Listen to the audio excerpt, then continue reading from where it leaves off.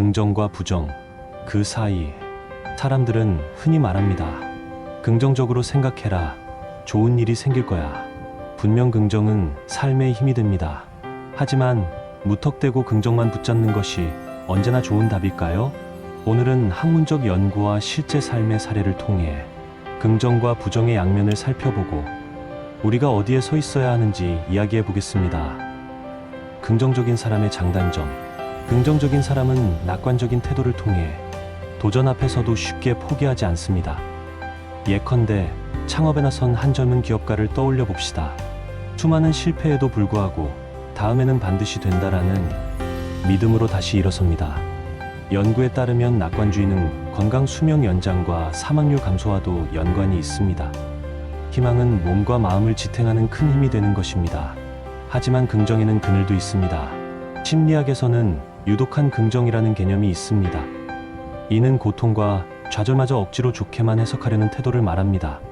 예를 들어 중대한 병을 진단받은 사람이 괜찮아, 다 잘 될 거야 라며 치료를 미루면 낙관은 오히려 독이 되어버립니다.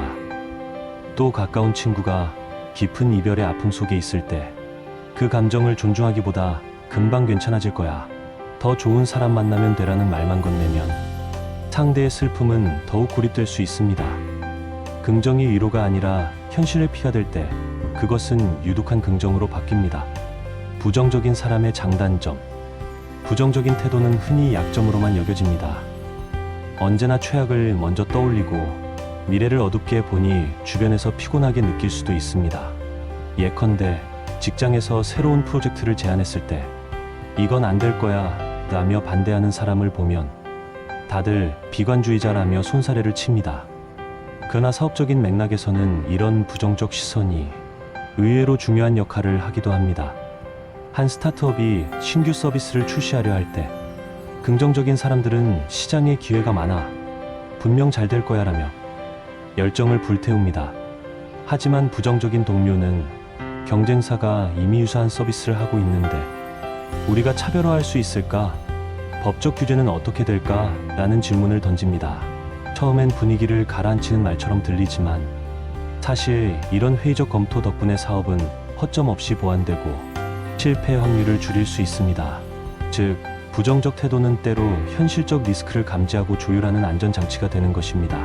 연구에 따르면 비관주의자들은 위험을 더 민감하게 감지하고 대비책을 세우는 데 능숙합니다. 또한 심리학에서는 방어적 비관주의라는 개념이 있습니다.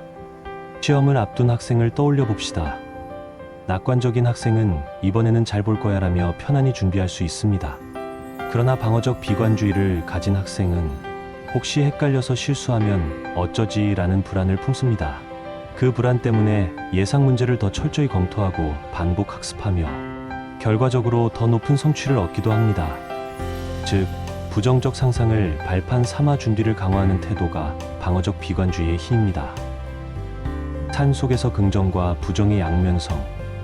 삶을 오롯이 긍정으로만 바라볼 수는 없습니다. 긍정은 우리를 전진하게 하지만 부정은 삶을 점검하게 만듭니다. 만약 여행을 준비한다고 해봅시다. 긍정적인 사람은 설레는 마음으로 떠날 계획을 세우지만 부정적인 사람은 혹시 비행기가 연착되면 보험은 들었나? 하며 위험을 대비합니다.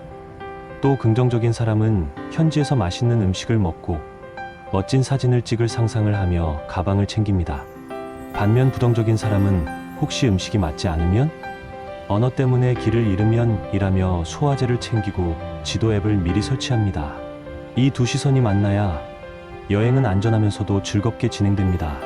설렘만으로는 위험을 막을 수 없고 걱정만으로는 즐거움이 사라집니다. 두 시선이 어우러져야 진짜 여행의 완성이 됩니다.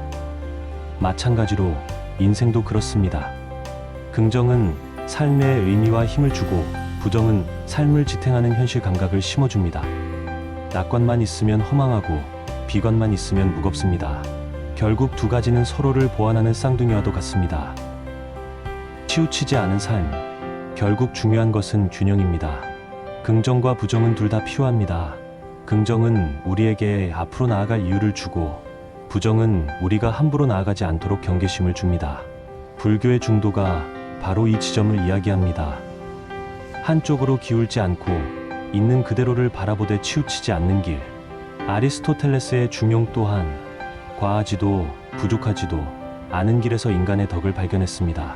그는 덕을 두 극단 사이에서 적절한 균형을 찾는 것이라 정의했습니다. 용기라는 덕목은 두 극단인 무모함과 비겁함 사이에 있습니다. 지나치게 긍정적이면 무모하게 위험에 뛰어들고 지나치게 부정적이면 아예 도전조차 하지 못합니다. 그러나 중용의 길을 걷는 사람은 위험을 알되 도전을 멈추지 않고 도전을 하되 대비를 소홀히 하지 않습니다. 이는 곧 오늘날 우리가 긍정과 부정을 바라보는 태도와도 같습니다. 긍정은 추진력을, 부정은 안전벨트를 제공하며 그 사이 어딘가에서 진정한 지혜가 피어난다는 것입니다. 무엇을 긍정으로, 무엇을 부정으로 볼 것인가? 삶에서 긍정과 부정은 둘 다 필요합니다. 그러나 무조건 긍정해야 할 것도, 무조건 부정해야 할 것도 아닙니다. 무엇을 긍정으로 받아들이고 무엇을 부정으로 걸러낼 것인가가 지혜의 핵심입니다. 긍정해야 할 것들, 자신의 가능성, 나는 아직 부족하지만 더 나아질 수 있다라는 믿음.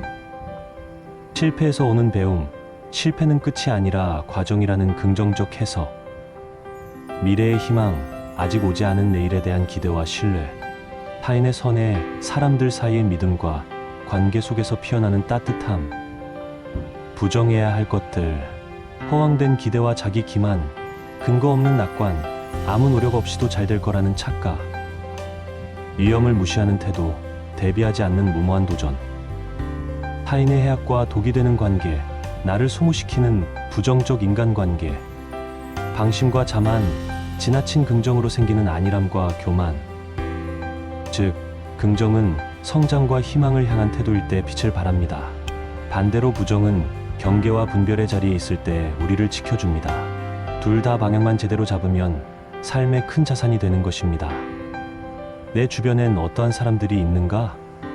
우리는 흔히 나는 긍정적인 편이야 혹은 나는 부정적인 편이야 라고 자기 자신만을 기준으로 생각합니다.